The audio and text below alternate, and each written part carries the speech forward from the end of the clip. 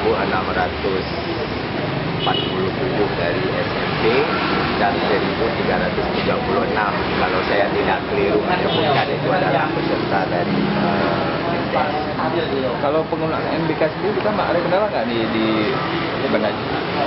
3 hari sebelum hari ini, sebelum hari H, saya turun langsung ke SMP untuk memantau kesiapan. Alhamdulillah kemarin hari terakhir semua sekolah sudah dalam kondisi siap, dan sampai hari ini saya pantau laporan yang masuk ke WA grup kepala SMP bahwa semua UNBK berjalan lancar dan ini sudah mau sesi yang terakhir. Mungkin bagi sekolah yang 3 sesi belum ada laporan ada kendala.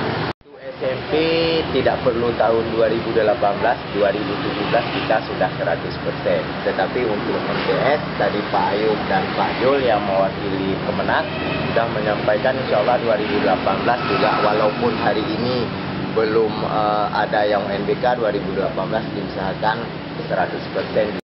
Untuk ujian, untuk proses belajar, untuk kurikulum memang antara Dinas Pendidikan dan Kebudayaan, Kementerian Agama Kota Banda Aceh itu selalu duduk bersama. Setiap keputusan yang dikeluarkan, keputusan bersama, ditandatangani oleh Kepala Dinas Pendidikan dan Kebudayaan, juga ditandatangani oleh Kepala Kantor Kemenak. Jadi dukungannya saling mendukung, dan selama ini satu-satunya kabupaten kota yang setiap tahunnya memberikan dukungan kepada sekolah-sekolah di bawah Kementerian Agama adalah Kota Banda Aceh, terutama pada penggunaan dana migas untuk Kota Banda Aceh.